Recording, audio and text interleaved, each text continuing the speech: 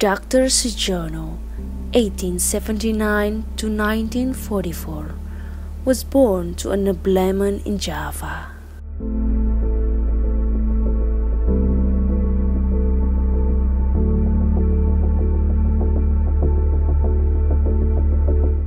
Nobility status provides him opportunities to attend Sofia, school taught at landing for inlands. Bahwa Dr. Sujono itu adalah seorang pionir dari medis ya yang ada di Lombok Timur saat itu zaman kolonial ya. Beliau adalah bangsawan dari Jawa Tengah. Beliau adalah keturunan dari Trah Hamangkurat II. A special school educating young doctor candidate from the indigenous. Graduated from school and was awarded a doctor at the age of 21 years old. Saat itu beliau sekolah di Sofia, sekolah dokter yang ada di Jakarta, yang sekarang Universitas Indonesia. And then by the Dutch colonial government sent to the island of Bali and Lombok in the effort to combat outbreaks of cholera. Kabar bahwa di Pulau Lombok ini terjadi seperti sekarang COVID ya. Kalau itu dulu penyakit lepra, kolera, disentri dan kusta. Itu tidak ada yang mau ditawarkan dokter Jawa-Jawa itu. Maklum kan mereka anak-anak orang bangsawan ya, jadi mau pergi jauh-jauh, apalagi mau kerja yang seperti itu, tidak ada yang mau. Dr. Sujono lah siap berangkat dikirim ke sini oleh pemerintah Belanda. Beliau berkiprah bukan di Lombok Timur saja, jadi seluruh Lombok, Lombok Tengah, Lombok Barat, Lombok Timur sebagai dokter pertama. He received several awards both during his lifetime and after he passed away. Setelah pensiun beliau memikirkan membuat tempat ini dengan tujuan waktu itu untuk weekend beliau sendiri. Dan orang yang berobat apa itu nggak dipungut bayaran mas, malah kalau orang yang rumahnya jauh dikasih uang untuk ongkos pulang gitu. Memang betul-betul beliau itu untuk rakyat lah. Saat itu kan orang kita lagi dijajah ya, siapa yang peduli sama masyarakat gitu. Beliau kok punya keinginan gitu melihat desa ini, waktu itu mungkin masih hutan ya. Nah beliau buatlah rumah ini, tujuannya untuk istirahat beliau terutama. Tapi karena beliau banyak sahabat, banyak kerabat, dia buat rumah untuk weekend. Jadi kalau hari Sabtu Belanda-Belanda kesini, dokter-dokter terutama ya untuk lihat pemandangan, jalan-jalan. Waktu itu ada kolam renang kan di sini tapi sudah rusak.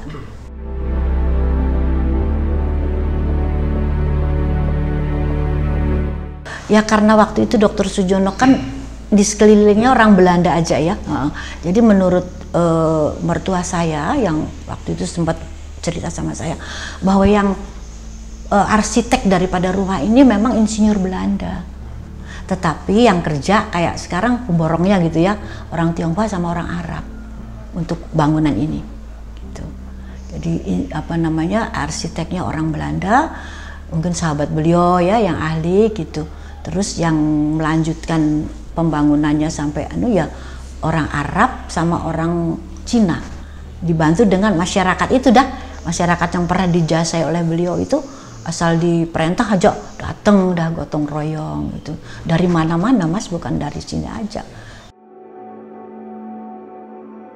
Ironically, he has received no awards for pioneering tourism, although he was the first to start tourism in Lombok by establishing bungalow at Tete Batu village, a sanctuary at the south slope of Mount Rinjani, long before we know about Senggigi, Kuta or Gili.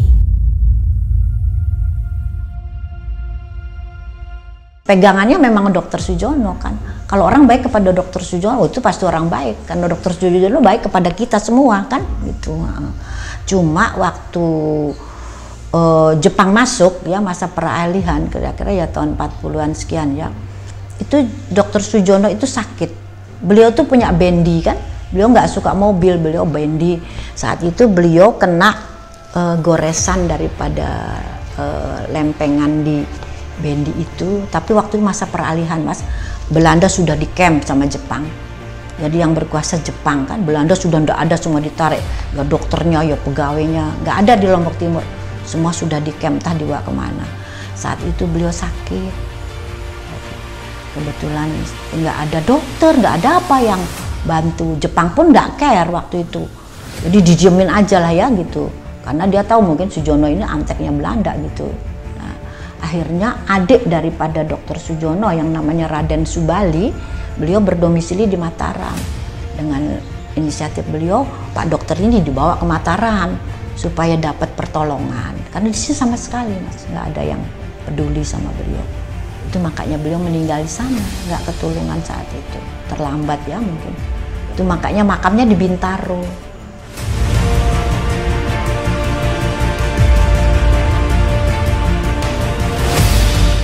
Masyarakat tuh sangat sayang sekali kepada beliau karena beliau itu membantu tanpa pamrih kan.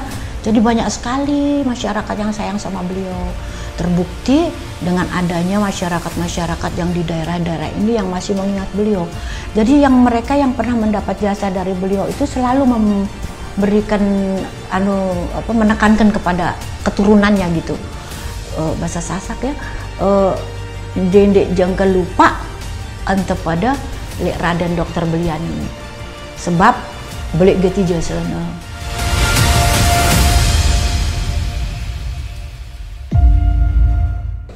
Karena waktu itu kan orang Belanda itu datang ke sini untuk weekend ya.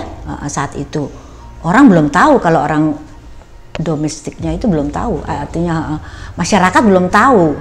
Cuma taunya di sini rumah Raden Dokter Sujono, tamunya itu Belanda gitu kan, dari situ. Nah terus setelah itu kan beliau juga banyak ngobatin orang-orang Tionghoa, terutama orang Tionghoa yang istilah orang yang mampu ya, yang banyak uang gitu. Jadi beliau bersahabat, orang Tionghoa itu yang diobati, ditolong itu mereka menjadi sahabat gitu. Nah seringlah kesini berkunjung. Tapi saat itu kan nggak komersil, berkunjung silaturahmi ya. Karena saya pernah dapat jasa dari Dokter Sujono, kakek saya, nenek saya, anak saya pernah diobatin. Balas jasanya ya dengan silaturahmi itu, orang Tionghoa. Jadi dari situlah mulai tamu-tamu datang gitu. Pada saat itu ya. Jadi masih zaman-zamannya tahun 40-an sekian gitu. Currently, third generation of Sujono, though no one works as a doctor, still live at Teteh Batu and take care of all the legacy, full-heartedly, fostering some less fortunate children and school them according to their talents. Reforestation mobilized the community to build an alternative electricity resources, and continues to provide another positive contribution to society.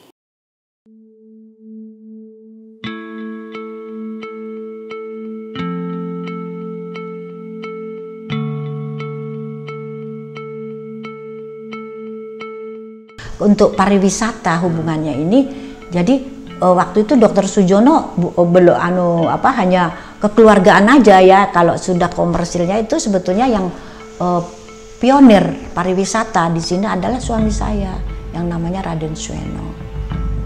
Beliaulah membangun Teteh Batu ini dari lingkungan hidup, pariwisata, pertanian dan sebagainya. Beliaulah mempelopori.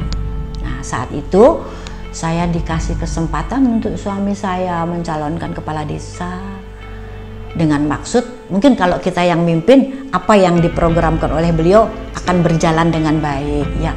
Alhamdulillah apa yang menjadi angan-angan dan cita-citanya Raden Sueno itu terkabul gitu. Saya menjadi kepala desa di sini, membantu program-program beliau kepada masyarakat dengan adanya perkebunan, kita majukan, didatangkanlah bibit-bibit cengkeh, bibit vanili, dibagikan kepada masyarakat melalui desa, karena saya waktu itu jadi kepala desa ya.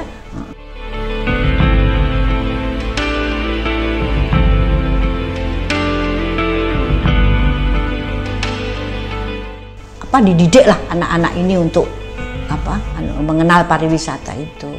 Terbukti sekarang di sekitar ini semua yang ada di sini kan anak didik sini semua, anak yang besar di sini yang dididik di sini gitu.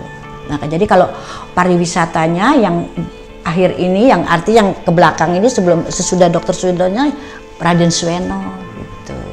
Nah cikal bakal yang pariwisata itu ya baru Dr. Sujono, dengan adanya kepemilikan beliau Wisma ini. Wisma ini kan kita bikin baru-baru ini. Kalau dulu mungkin nggak ada namanya ya, cuma vilanya Dr. Sujono, penginapannya Dr. Sujono, cuma gitu aja.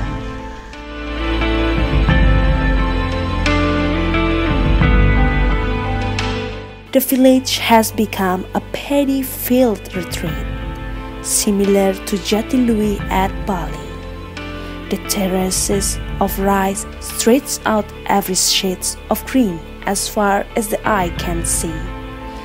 Sitting at 600 meters, the climate is a bit cooler, which is a welcome relief after 30+ heat of Lombok.